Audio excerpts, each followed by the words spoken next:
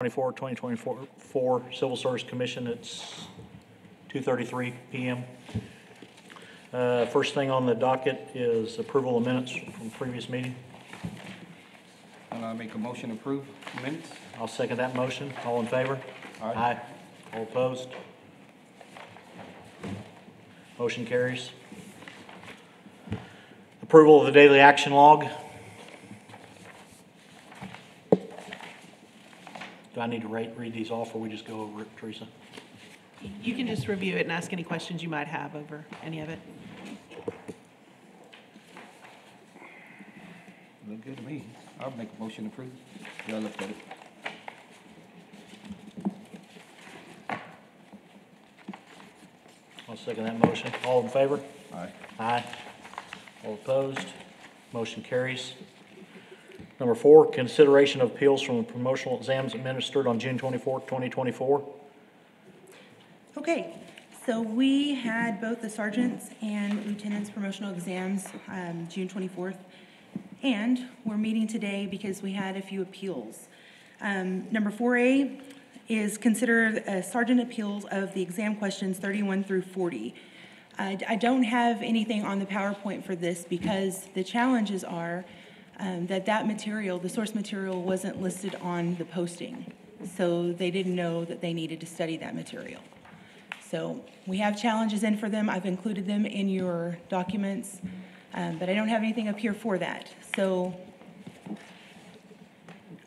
we wanted to discuss that. Out of those 10 questions, we had 8 questions that at least somebody missed. There were only 2 questions that everybody got right. But I guess the question is, it was not listed as source material. So wondering how to move forward. Are we dropping all 10 and making this a 90-question test? So the test writer wrote 10 questions off material that was not listed on the material list. Well, the material that was provided, what happened is out of the Texas Law Manual, that big thick one, there are 2 sections in there, 3 sections that were supposed to be posted, but only 2 got posted on this posting. So nobody was aware that they needed to study that section, which 10 questions are derived from. I would also like to point out that our rule does state that all promotional questions must be taken from sources listed in the notice that is posted by the commission at least 90 days before the date of the examination. So there wasn't proper notice of those sources. I mean, in the past, most of the time, if we've had that, I know in all the tests that we administered, if it come from a non-source material, the question got thrown. So. And based on what you're saying, yep, I agree. So it'll be a 90 test question. So one of you'll need to make a motion, the other second, and allow any public comment if there is any on that. I'll make a motion, make that test a 90% test instead of the 100, throwing out the 10 question that they did not have the opportunity to study for. I'll second. Any public comment?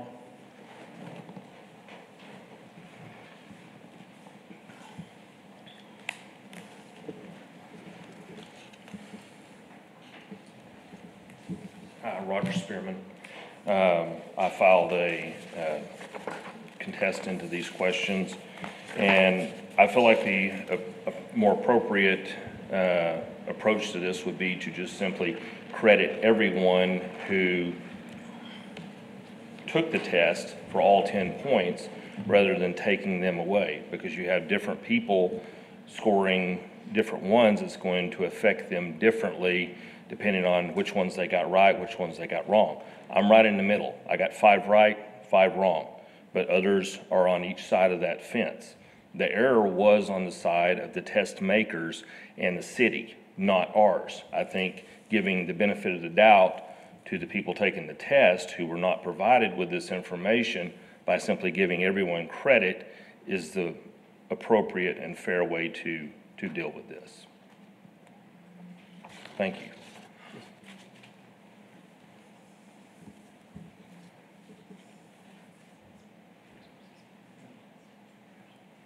Is there anybody else?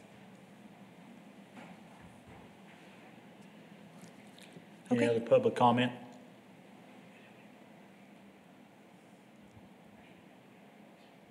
you know. Do we have any, like I said, from what I remember, every one of these promotional exams in the past, when it's been like that, the questions have been rejected and taken out. So you end up with a 99, 98, or in this case, a 90 question test. Is that pretty much the case? I mean, the precedent from the past also? That's what I recall, but I haven't gone back and researched that to make sure that happened every time. But I do know that that has happened in the past, that they were rejected, which seems to be appropriate because you're not even supposed to have questions on the exam that were not listed.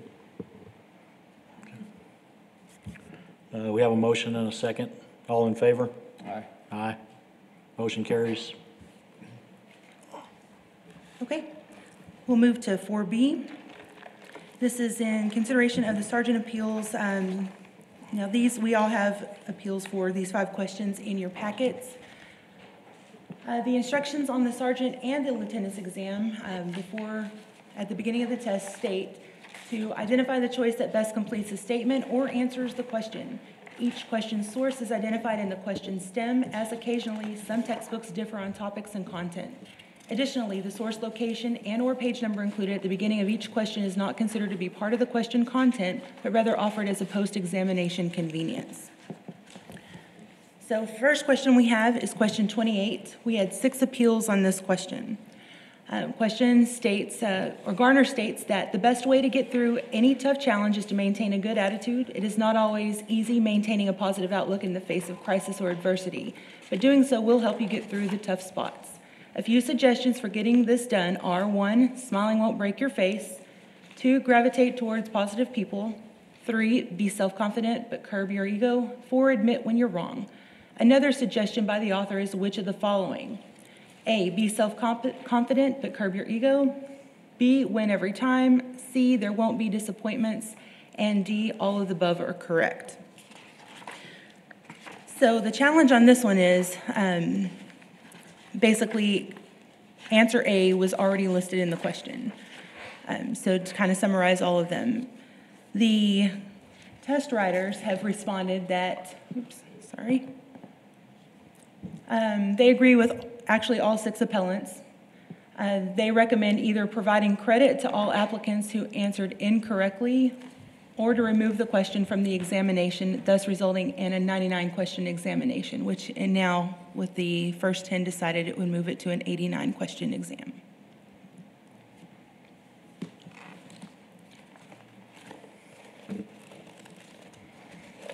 So yes, I mean, I read the same thing that you just displayed on the screen, and I agree with the consultant response, because the word another is in there, so therefore, reading everything that was presented here, their recommendation is to give them credit, His recommendation, drop the question. or to drop the question? Either one. They listed number 1 as their recommended solution, but they also provided number 2 as an alternate option. Or if there's something else that you'd want to go with.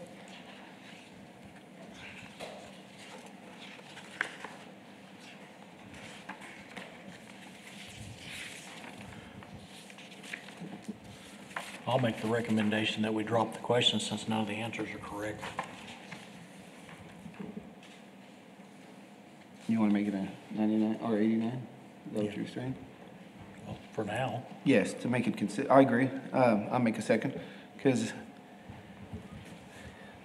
it's to be consistent with the last questions that weren't involved. I mean, I know that's a different deal, but this question, that 1 extra point would be fair that it's just not included in anybody's test score. That's my opinion.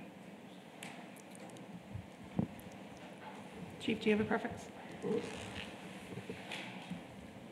I mean, I agree. The correct answer is in the choices to be picked, however, it was in the question to begin with. So I don't know if there was just one specific correct answer. Where's that That's question? right, yeah. There's only one correct answer, it's but in the- I it's in think the challenge is that because it said another Right. correct option Right. leads the test taker to believe that there may be another answer. I agree to keep it consistent. Yes. Have a motion and a second? Or do I need to ask for public comment for, can I have anybody, public comment for that question? Come on up.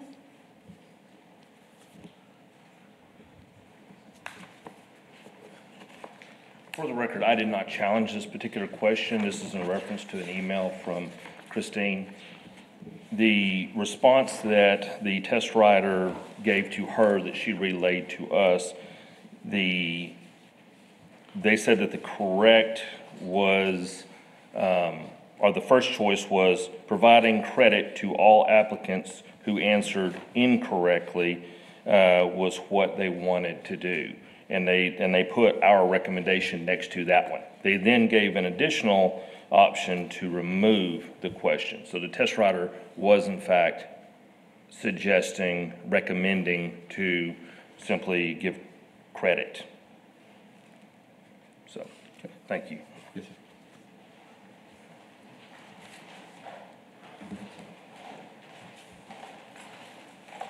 Kobe Bradshaw, I understand the recommendation on behalf of the test maker.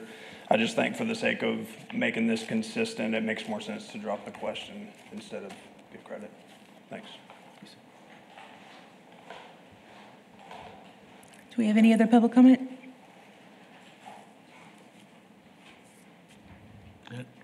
I have a motion.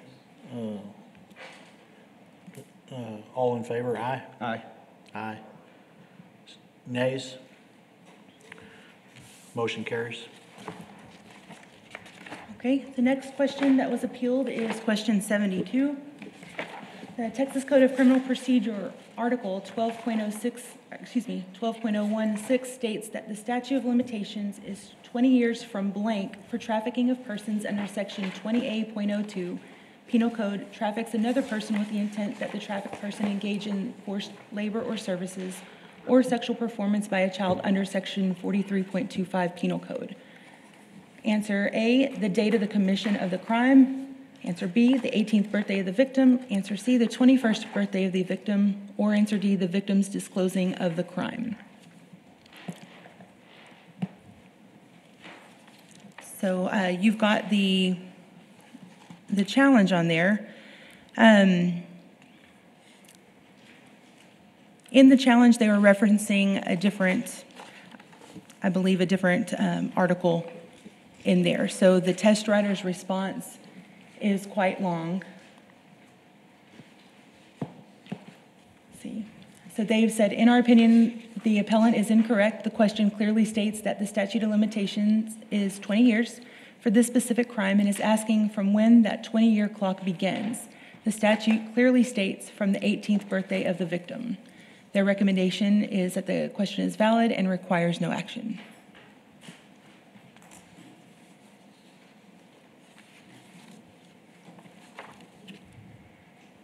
I believe this challenger is not present at the meeting today.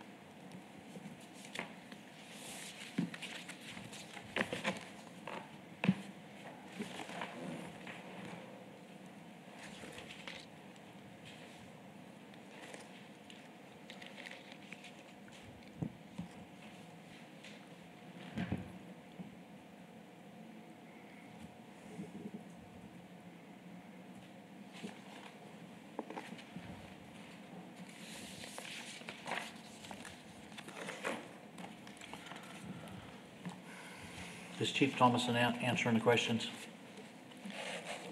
All right, so is this a trafficking code here? Is that what I'm looking at?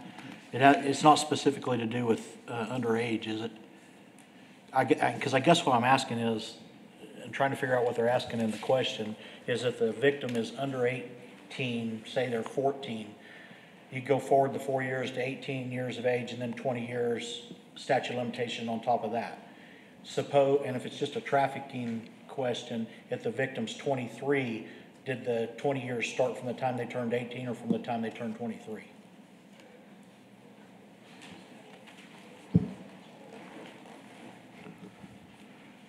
Because if that's the case, I don't know that it makes a difference in there. Who's the challenge on this question? Okay. In the source material, I've provided all of that information, the one that he's referencing, and then the one that the test writer was referencing.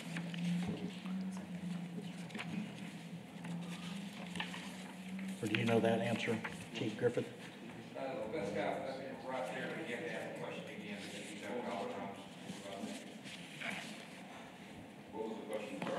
So I guess I'm asking, basically, if you have this is a trafficking code? Is this what this is?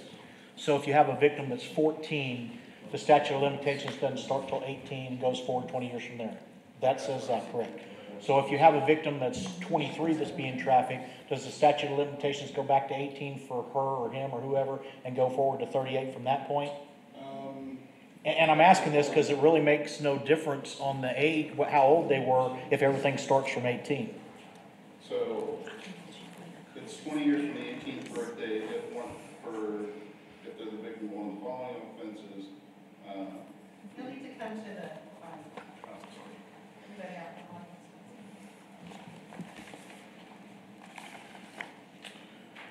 So it's 20 years from the 18th birthday of the victim if one of the following instances occur, and one is sexual performance by a child, but the trafficking section is under A5, which is traffics a child or disabled individual with the intent that the trafficked child or disabled individual is engaged in forced labor or services.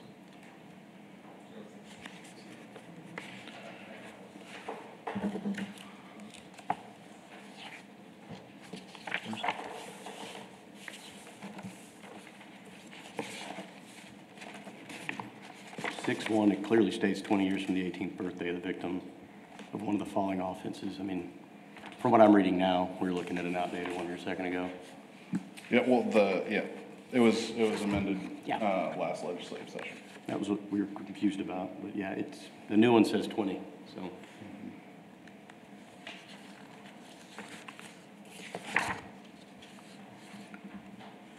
Clarification, so you're saying the CCP states it's amended, or?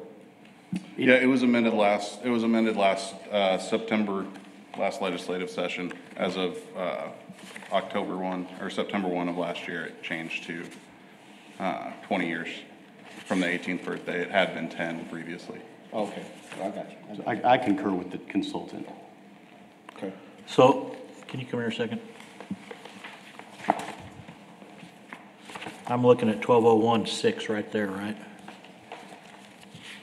At 1201.6? Mm-hmm. Okay. There's a question. Mm-hmm.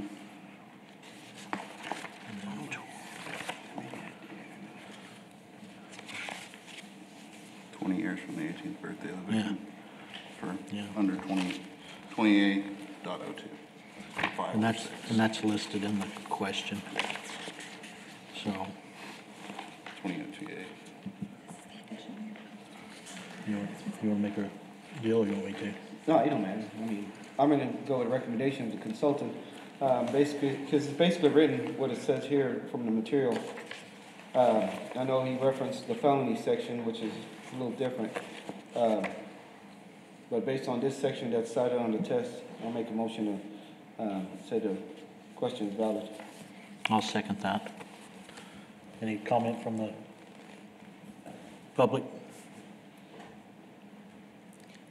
Okay, the next, All in favor? sorry, All right. Aye. All opposed? Motion carries. thank you. The next question is question 94. Oh,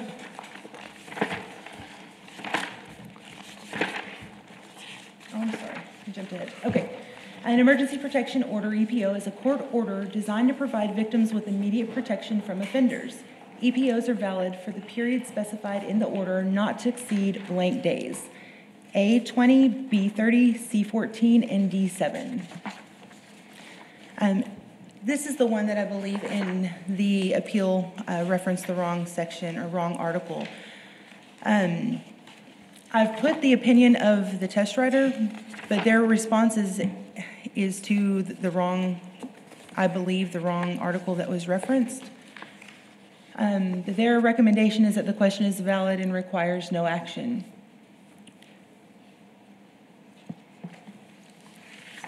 The appellant is not here today.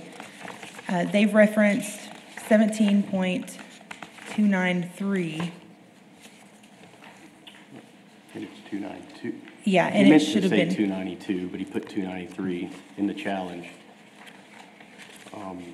This specific question has to do with policy, not the CCP, nor is, I don't believe, chapter 17 was even The, on the posted materials.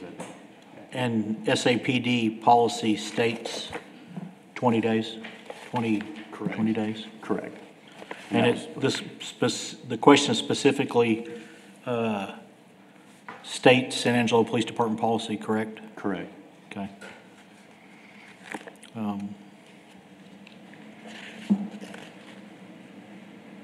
You make a recommendation?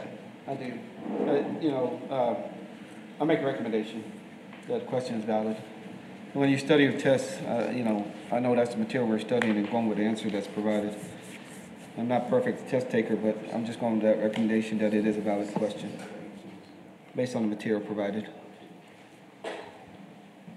Well, when you have a question and it specifically states which body that's out of, that's where the answer will come from, because you can find a different answer looking in many different materials. If you got a book that says the sky's red and the water's yellow, and that's the book you're supposed to study, that's the answers you should have on the test.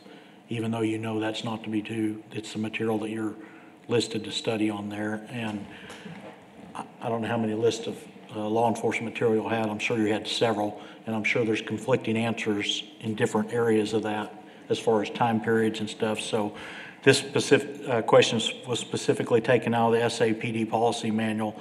That's where the answer should come from, so I'll agree with that. Any public comment?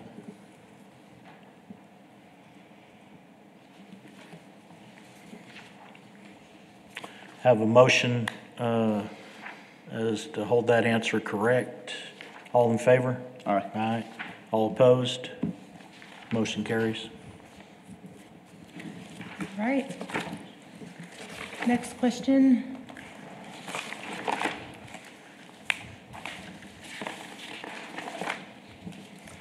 Is question 95. We had one appeal. It says, how often are supervisors required to utilize Axon software to run an uncategorized evidence report? A, weekly, B, biweekly, C, monthly, D, quarterly. Test writer's response says, San Angelo Police Department Policy Manual, Section 4.12 VD, page 378, clearly states supervisors will utilize Axon software to run an uncategorized evidence report found under reports each week. There's no ambiguity in the question. They recommend that the question is valid and requires no action.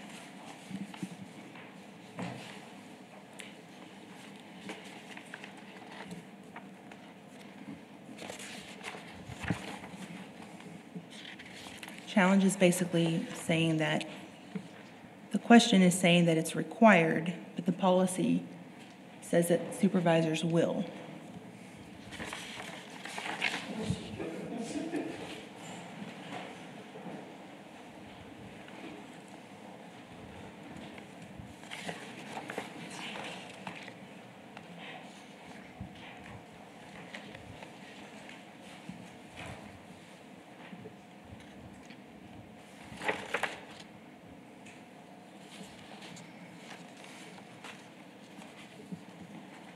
I'll make a motion to keep it as is. The question is valid. Reason being, again, it is a policy, department policy. Again, when we're talking about tests and we're talking about policies, subject taking tests has to know the policies per se versus what's practiced. Two different things, I guess, is what I'm reading from this statement. So I'm going with basically, it is information that was in the policy, so I'll make a motion that it is valid and requires no action. In my opinion. Any public comment?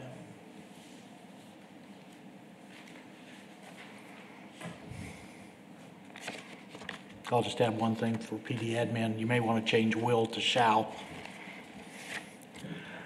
Have a motion. All in favor? Aye. Aye. All opposed? Motion carries. Okay. The last question challenged on the sergeant's exam is number 97. Officers may utilize the pit maneuver at speeds of blank miles per hour and lower. A 35, B 25, C 40, D 30. Test riders state that San Angelo Police Department Policy Manual, Section 4.14V, A3A, page 405, clearly states officers may utilize the pit maneuver at speeds 35 miles per hour and lower. They recommend to keep the question. It is valid and it requires no action. Challenge, you've got the challenge in front of you, but it's basically saying that they have been told otherwise.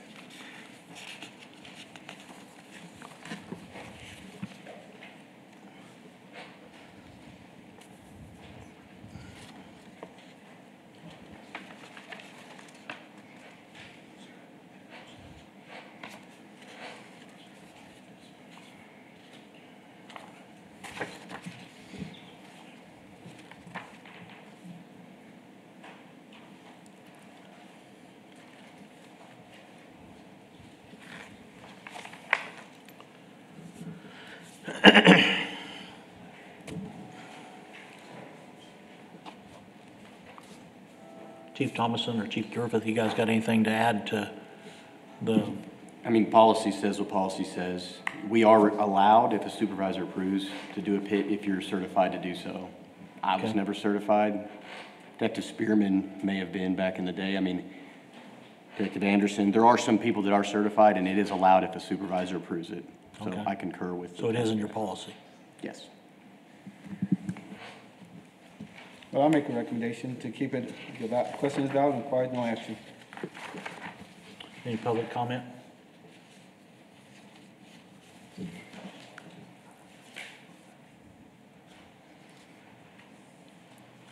Nope. All in favor? Aye. All right. All opposed? Motion carries. All right, that's all of the sergeant's challenges. We only have one lieutenant challenge, and there were 3 appeals for that. It's number 4C on your agenda. The question states, CompStat is a leadership and management by objective program. It allows leaders to set goals and objectives and evaluate officer achievements. Analyzing crime trends and patterns is important because if you can predict it, you can prevent it. There are 4 steps to crime reduction. Which of the following is not one of those steps? A, accurate and timely intelligence, B, rapid deployment, C, effective tactics, and D, all of the above are correct. The examination key said A is the answer. The challenges stated that D should be the correct answer. The test rider response says they agree with the appellant. The answer key mistakenly was marked A when in fact D was the correct answer. They recommend to provide credit to the applicants who answered D and remove a point from those who marked A, B, or C.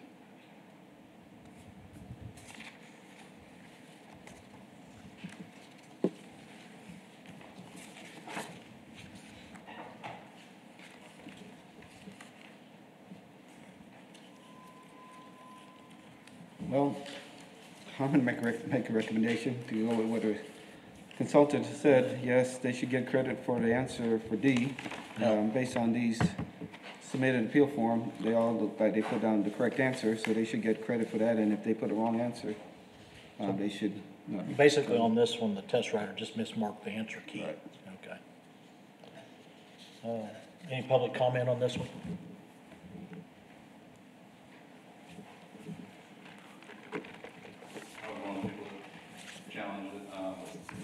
That's what I thought when I challenged it was, their pen went the wrong place. But yeah, A is what was marked correct on the test, and A, B, and C are all listed under the source material in the section he referenced, so I figured Yeah. that D was He supposed to just- be the right he- answer. He hit the wrong box. Yep. Have a motion, all in favor? Aye. Aye. All opposed? Motion carries. All right, that was the last challenge, so I'll go ahead and, with your recommendations, adjust the grades. I should have those posted. I'm shooting for end of day today. I'll get them posted out here at City Hall, and I'll also send it to the departments to get out as soon as we have the new grades. Last thing on the agenda is adjournment. I make a motion to adjourn. Second? All in favor? All in favor? Aye. Yes, sir. Motion carries. Adjourned.